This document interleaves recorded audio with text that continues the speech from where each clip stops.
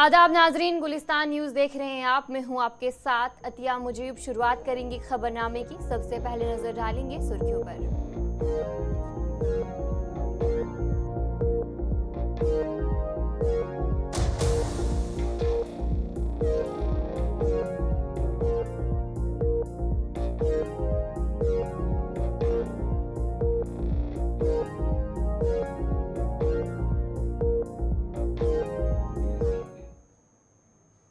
तो चलिए अब खबरें तफसील के साथ, जहां पर सबसे पहले बड़ी खबर से शुरुआत करेंगे, जहां पर वजीर आजम नरेंद्र मोदी जम्मू कश्मीर का दौरा करेंगे और कल जम्मू कश्मीर का दौरा उनकी तरफ से होगा। और जहां पर वजीर आजम नरेंद्र मोदी कल डोडा पहुंचेंगे, स्पोर्ट्स स्टेडियम डोडा में अवामी जलसे से खिताब करेंगे। फिलहाल जो जानकारी है वो सामने आ रही है और बताया जा रहा है कि उसके बाद 19 सितंबर को श्रीनगर जा सकते हैं। और ये भी जानकारी सामने आ रही है कि डोडा में 45 साल के बाद किसी वज़ीर आज़म का जो ये दौरा है, रैली है, वो होगी। यानी कि 35 साल के बाद जो ये जलसा है वज़ीर आज़म की तरफ से किया जाएगा।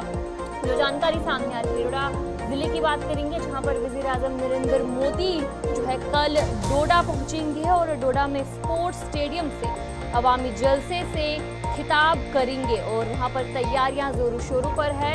और ये भी जानकारी सामने आ रही है कि उसके बाद 19 सितंबर को श्रीनगर वज़ीर आज़म नरेंद्र मोदी जा सकते हैं। और 45 साल के बाद मुल्क के वज़ीर आज़म नरेंद्र मोदी डोडा जलसे में जो है वो जा रहे हैं। यानी कि कोई वज़ीर आज़म नरेंद्र मोदी पहली बार 35 साल के बाद डोडा का दौरा कर रहा है। और उससे पहले 1979 में उस वक्त वज़ीर आज़म इंदिरा गांधी ने मीटिंग की थी डोडा में।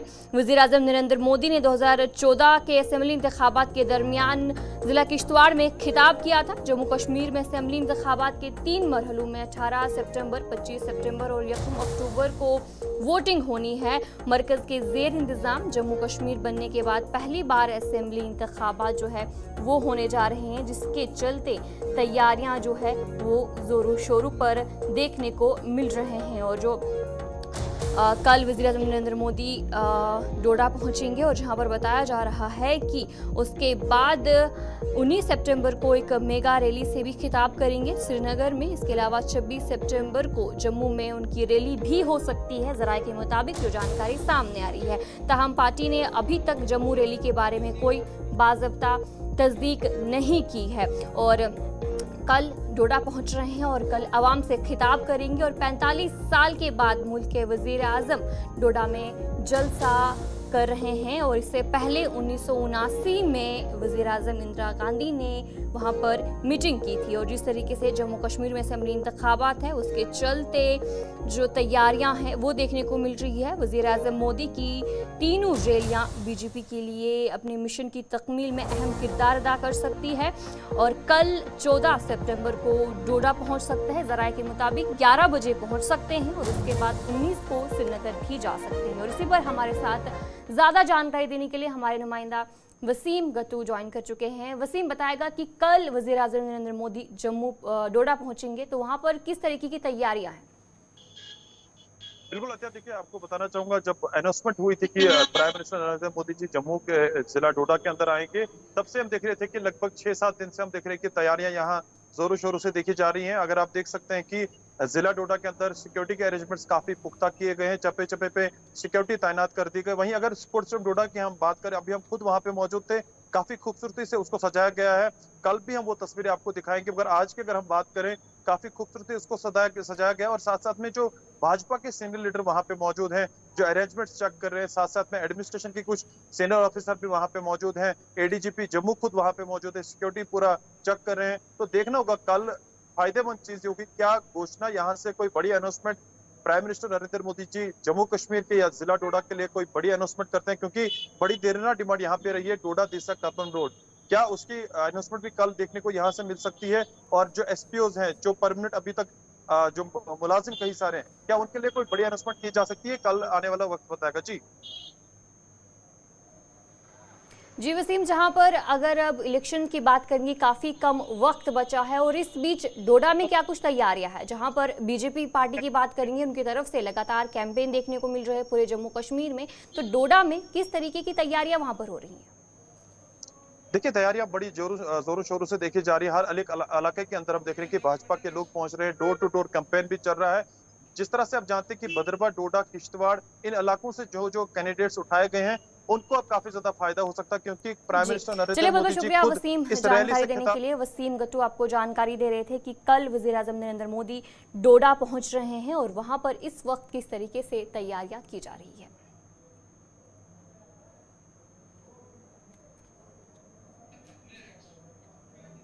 कुलगाम के देवसर इलाके में नेशनल कॉन्फ्रेंस का वर्कर्स कन्वेंशन मुनक्किद हुआ, जिसमें पार्टी के नायब सदर उमर अब्दुल्ला मेहमान खसूसी थे। इस मौके पर उमर अब्दुल्ला ने इंजीनियर रशीद के चैलेंज को कबूल करते हुए कहा कि वो इंजीनियर रशीद को दिल्ली ले जाएंगे और यकीन दिलाएंगे कि वो इंतखाबात में दस्तबरदार हो जाए। लेकिन आज हम इसके बहाली के लिए लड़ाई लड़ेंगे। हमने तो कहा है हम दो चीजों पे लड़ रहे हैं ना, एक तो बीजेपी को बाहर रखने के लिए और हमसे जो छीना गया है उसको दोबारा बहाल करने के लिए। कल जब इंजीनियर रशीद साहब से एक सेमिनार में यही सवाल पूछा गया कि क्या वो बीजेपी की मदद करेंगे इलेक्शन के बाद, वो उसमें खामोश रहे। वो खुल के क्यों नहीं कहते हैं ना कि हर किसी सूरत में भी वो बीजेपी की मदद जो है इलेक्शन के बाद नहीं करेंगे। बीजेपी के हाथों जम्मू कश्मीर को बहुत नुकसान का सामना करना पड़ा है। जम्मू में, कश्मीर में हर तरह आप देखें तो लोग मायूस हैं, परेशान हैं। इस परेशानी से, इस मायूसी से बचने का एक ही तरीका है, बीजेपी और जो बीजेपी की मदद करने की तैयारी कर रहे हैं 8 अक्टूबर के बाद, उनको इस इलेक्शन में शिकस्त दिलवानी है। और उसके लिए प्री पोल अलायंस के तौर पे हमने अपने आप को लोगों के सामने पेश किया है, ये साबित करने के लिए कि हम ही लोग हैं जो बीजेपी के साथ मिलकर हुकूमत बनाने के लिए तैयार नहीं है। बाकी किसी न किसी रूप में बीजेपी की मदद करने के लिए मैदान में उतरे हुए हैं।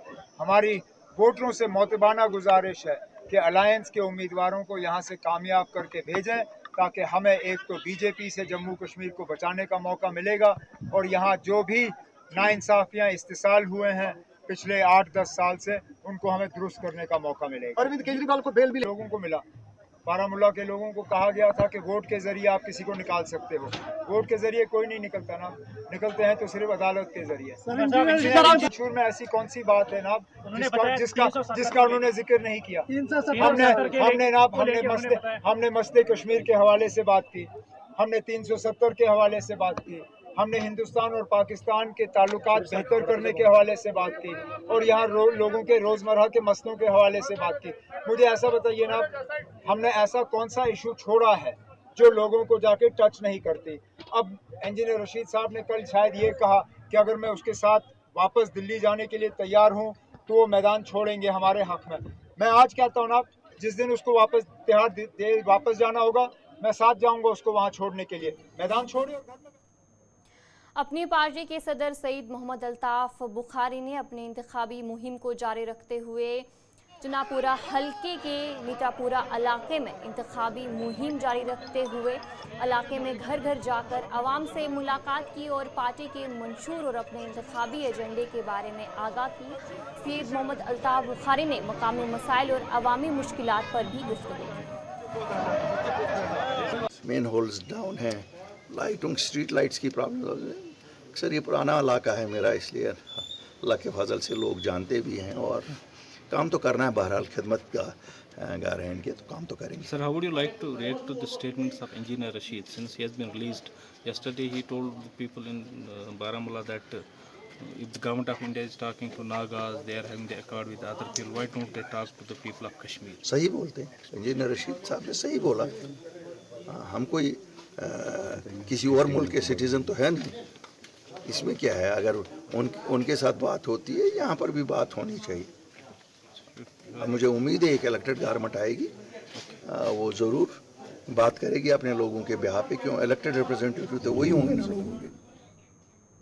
बीजेपी के उम्मीदवार लालचौक से इंजीनियर एजाज हुसैन ने कहा कि बीजेपी ने अवाम की बेहतरी के लिए मुतअद्दिद इक़दामात किए हैं और उनके मसाइल को हल करने की भरपूर कोशिश की है। उन्होंने यकीन दिलाया कि पार्टी हर मसले का हल फराहम करेगी और तरक्की के नए दौर का आगाज़ करेगी। इंजीनियर एजाज हुसैन ने अवाम से अपील की है कि बीजेपी को वोट दे ताकि पार्टी को अवामी मसाइल के हल का मौका मिल सके और इलाके की तरक्की को मज़ीद तेज़ किया जा सके। कि मुझे नहीं लगता उन पार्टियों के साथ मुकाबला है।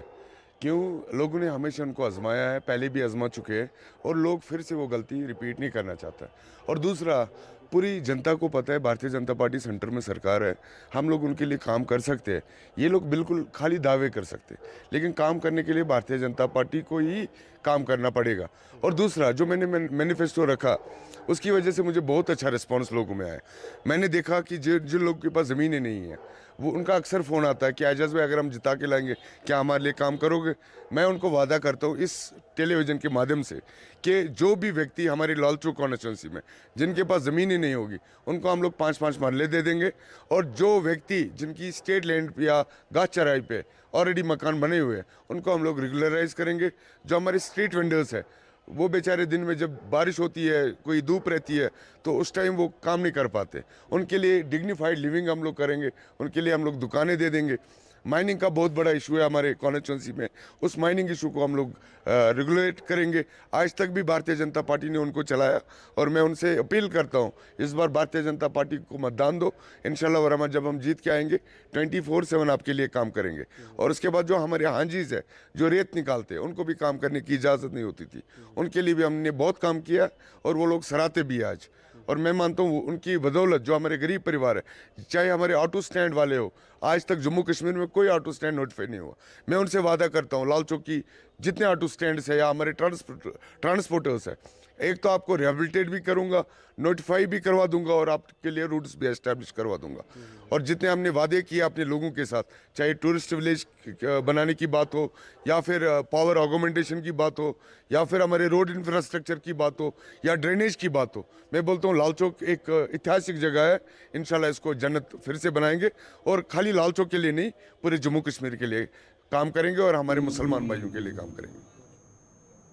एएनसी के सीनियर नायब सदर मुजफ्फर शाह ने इंतखाबी मुहिम को जारी रखते हुए चटबल का दौरा किया। इस मौके पर उन्होंने कहा कि इस हलके में आवाम को बहुत से मसाइल का सामना है। मुजफ्फर शाह ने यकीन दिलाया अगर लोग उन्हें मुंतखब करेंगे तो वो तमाम मसाइल को तरजीह बुनियादों पर हल करेंगे और इलाके की तरक्की के लिए भरपूर कोशिशें करेंगे। रिस्पॉन्स तो बहुत अच्छा है मगर दिल दुखता है जो मैंने इस कॉन्स्टिट्यूंसी में देखा, और वही सारे श्रीनगर सिटी का हाल है। एक तो बिजली के मीटरों ने तबाह करके रख दिया, कमर की हड्डी तोड़ दी है। यहाँ के लोग बर्दाश्त नहीं कर सकते हैं बिजली का इतना फीस। जिस तरह से शेरी कश्मीर के टाइम में फीस होता था, शाह साहब के टाइम में फीस होता था, उसी चीज को दोबारा लागू करने की जरूरत है। और जो आपको खर्चे पानी इस पर कम पड़ेगा वो किसी दूसरे सेक्टर से ले लीजिए। यहाँ के लोगों के पास ये गुंजाइश नहीं है। मेरा पानी है, हमारी बिजली है, इस पर गौर करना पड़ेगा दोबारा। वो एक मैटर है जो मैं अपने हाथ में उठाऊंगा अगर यहाँ के लोगों ने मुनासिब समझा मुझे असेंबली में भेजने के लिए। हालांकि मेरा काम 370 और 35A का है, मगर आज उन्होंने कहा कि नहीं, ये डंडा और यह आवाज असेंबली में जानी चाहिए, इसलिए मैं यहाँ सामने आया हूँ। दूसरा मैं बता, वोटर्स का फीडबैक ये है, हमको निजात दिलाइए बिजली से, हमको निजात दिलाइए ड्रग्स से। और मैं आज अपने डायरेक्टर जनरल पुलिस से ये कहता हूँ कि आप अगर चाहेंगे, डायरेक्टर जनरल पुलिस साहब अगर आप मेरी बात सुन रहे हैं, मैं यहाँ छत्तापदल के इलाके में हूँ और आपसे डायरेक्ट मुखातिब हूँ। अगर आप चाहेंगे ड्रग्स यहाँ से 60 दिन के अंदर अंदर गायब हो जाएंगे। लोकल पुलिस को मालूम है कौन क्या करता है, कौन ड्रग पेडलर है, कहाँ लाता है, कहाँ से लाता है, ये इनका काम है। इस पर जबरदस्त गौर करना बहुत अहम है। तीसरी बात जो मैंने देखी यहाँ, एक मिनट इधर पर रहिए, यहाँ पे हर एरिया में सौों की तादाद में ऐसी फैमिलीज हैं जो एक घर में 5-5 फैमिलीज हैं। सो जिस तरह से हम अपनी कोशिश कर रहे हैं पंडित बरादरी को। पीडीपी के उम्मीदवार महबूब बेग ने अनंतनाग शहर में इंतखाबी मुहिम का आगाज किया। मुहिम के दौरान महबूब बेग ने घरों में जाकर लोगों से मुलाकात की और लोगों के मसाइल सुने और उन्हें हल करने की यकीन दहानी कराई। ये मौका मिला कनेक्ट होने का अपने इस्लामाबाद अनंतनाग टाउन के लोगों के साथ, और अल्लाह का करम है जहाँ जहाँ भी गया आपने देख लिया इन दिनों शायद ही कोई दुकान हो जो हमने टच नहीं किया हो कस्बे में, और हर दुकान से अल्लाह के करम से बहुत अच्छा रिस्पांस मिला और मैं बहुत ही मुतमईन हूँ और इस्लामाबाद कस्बे के लोगों का शुक्रगुजार हूँ कि उन्होंने बहुत ही इज़्ज़त दी, एहतराम दिया। मेरे साथ ठाकुर साहब थे, पठान साहब थे और हम हर जगह गए। अल्लाह का लाख लाख शुक्र है और मुझे पूरा भरोसा है अपने लोगों पे, कस्बे के लोगों पे, कि वो ये इस मौके का फ़ायदा उठाकर अपने वोट नंबर 3 पे दबा के पूरे साउथ कश्मीर को ये पैगाम पहुंचाएंगे कि नर्व सेंटर अनंतनाग इस्लामाबाद कस्बा जो है वो आपके लिए बेकरारी से इंतज़ार कर रहा है कि पीडीपी के लिए एक और बार आप एक हो जाइए और साउथ कश्मीर पीडीपी ने नौबाग चाडोरा में एक अवामी जलसा मुनक्किद किया जिसमें बड़ी तादाद में लोगों ने शिरकत की। पार्टी उम्मीदवार मोहम्मद यासीन भट्ट ने नेशनल कॉन्फ्रेंस के उम्मीदवार पर तनकीद करते हुए कहा कि वो अवाम की तर्जुमानी नहीं कर सकते हैं। भट्ट ने दावा किया कि पीडीपी चाडोरा और पूरे जिले में वो कामयाब होंगे क्योंकि वो अवाम के मसाइल समझते हैं। कि ये जो नोबुग है मैं इन सब का शुक्रिया अदा करता हूँ जिस तरह इन्होंने वेलकम किया है। तो स्ट्रेटजी हमारी ये है डेवलपमेंट के हवाले से, डेवलपमेंट का हाल बेहाल है, एजुकेशन का सेक्टर खत्म है, हेल्थ का सेक्टर खत्म है, बेरोजगारी इंतहा पर है।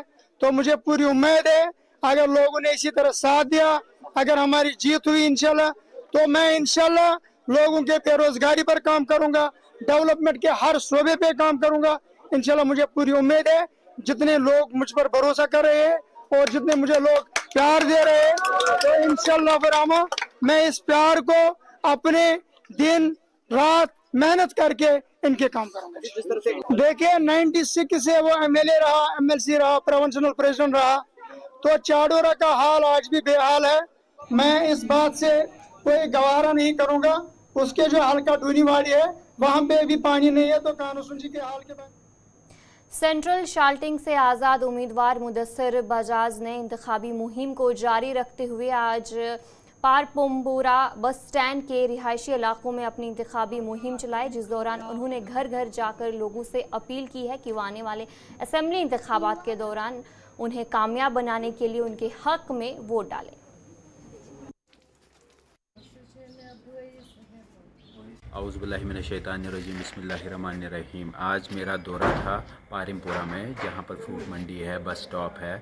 तो मैं जब घर घर गया अपनी वोट की अपील की, उन सब लोगों की नाउम्मीदी इतने टूटे हुए थे, वो इतने टूटे हुए क्योंकि वहाँ पर पता कितनी परेशानियों का सामना करना पड़ रहा है। वहाँ पर पानी घर तक अंदर घुसता है, नालियाँ ख़राब है, बदबू आती है, तो वो कैसे घर रह रहे हैं। उनके परमानेंट घर नहीं है, वो टेम्परेरी घर है और कितने सालों से वो एक हट में रहते हैं। उनको सिर्फ अल्लाह ताला पूछता है बस, और कोई नहीं उनका सहारा। लेकिन आज जब मैं गया मैंने उनको आश्वासन दिया अच्छे से कि ये बेटा आपका साथ हमेशा देगा। तो आने वाले वक्त में इंशाल्लाह जब हम जीतेंगे तो उनके लिए हमें पहले काम करना पड़ेगा जो घर टेम्परेरी है। सीपीआईएम के सीनियर लीडर और कुलगाम हलके से उम्मीदवार मोहम्मद यूसुफ तारिगामी ने सीनियर लीडर और सीपीआईएम के जनरल सेक्रेटरी सेतारा म्योचोरी को उनके इंतकाल पर खिराज अकीदत पेश किया। मोहम्मद यूसुफ तारिगामी ने गहरे सदमे का इजहार करते हुए कहा कि ये खबर सुनकर उन्हें बहुत दुख हुआ।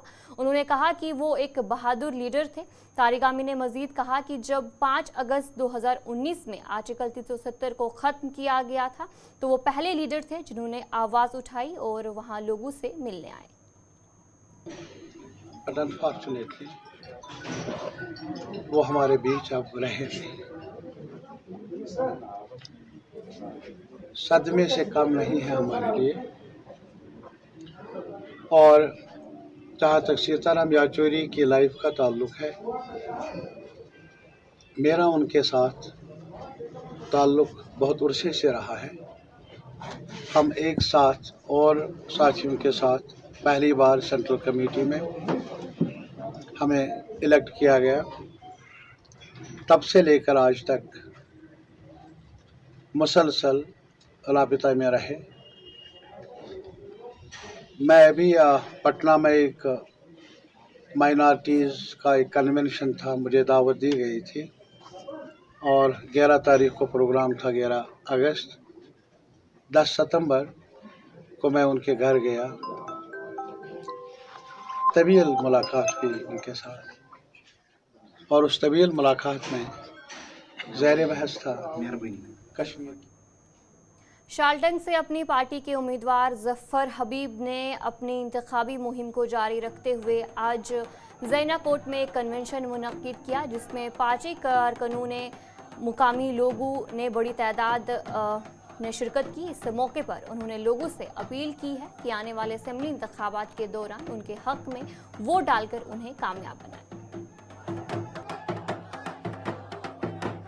रहीम, फ़िलहाल जैसा कि आपको पता है हमारा डोर टू डोर कैंपेन चल रहा है और इंशाल्लाह वो उसको हम कंटिन्यू करेंगे। और आज चूँकि जुम्मतुल मुबारक है, इस हवाले से हमें नमाज की तैयारी में है। अभी 1 बजे नमाज होगी। उससे पहले हमें यहाँ पे अपने ज़ैनाकोट इलाके में हमारे जवानों ने इसरार करके कहा कि हम बाहर तक अपने बुज़ुर्गों से मिले। एक छोटा सा प्रोग्राम है, ना कोई बड़ा प्रोग्राम नहीं है, लेकिन ये भी इलेक्शन के कैंपेन का एक हिस्सा है और हमारे आजकल के जो भी हमारी एक्टिविटी होती है वो कैंपेन के हवाले से होती है। देखिए, अगर उन्होंने अपनी हक अदाई की होती, मैं असेंबली इंतखाबात के पेश नज़र ज़िला इंतज़ामिया ने फ्लाइंग स्क्वाड टीमें तश्कील दी हैं, जो मुख्तलिफ मुकामात पर नाके लगाकर गाड़ियों की चेकिंग कर रही है। इंतखाबात के दौरान हथियार, कैश और मंशियात लेकर चलने पर पाबंदी आयद है। जम्मू पुंछ हाईवे पर एक नाके के दौरान एक गाड़ी से 11 लाख रुपए कैश बरामद हुआ, जिसे जब्त कर लिया गया है। इसी पर पेश है हमारे नुमाइंदे जमशेद मलिक की खास रिपोर्ट। बात को पुरअमन और किसी तरह की कोई गैर कानूनी एक्टिविटी ना हो, उसको देखते हुए इंतज़ामिया की तरफ से फ्लाइंग स्क्वाड टीमें बनाई गई हैं। इस वक्त मैं सीधा आपको दिखा रहा हूँ राजौरी जम्मू पुंछ हाईवे पर जो भी निजी गाड़ी या प्राइवेट गाड़ी जम्मू के रास्ते या इधर से आ रही है, उसकी चेकिंग की जा रही है। और इस चेकिंग का मकसद कोई गैर कानूनी तौर पर हथियार का इस्तेमाल या लिक्विड या गैर कानूनी तौर पर 50,000 से ज़्यादा की रकम लेकर सफ़र करता हो, उसके खिलाफ कार्रवाई की जाती है। ये टीम इस वक्त मैं आपको दिखाता हूँ और बात करने की भी कोशिश करते हैं हम इनसे कि किस तरह का सर जो फ्लाइंग स्क्वाड टीम बनाई, क्या काम है इसका? इस फ्लाइंग स्क्वाड टीम का काम 3 टीमें हमारी बनी हैं जी रजौरी कंस्टिट्यूंसी में। हर कंस्टिट्यूंसी में 3 टीम है। ये डिस्ट्रिक्ट इलेक्शन अफसर DC रजौरी साहब ने बनाई हैं। इनका काम है कि कोई भी लॉ एंड ऑर्डर और मॉडल MCC की वायलेशन ना हो। किसी जगह कोई रैली हो रही है, कोई चीज़ हो रही है वो। तो चले इस खबरनामे में इतना ही। अभी के लिए मुझे दीजिए इजाज़त और आप बने रहे गुलिस्तान न्यूज़ के साथ।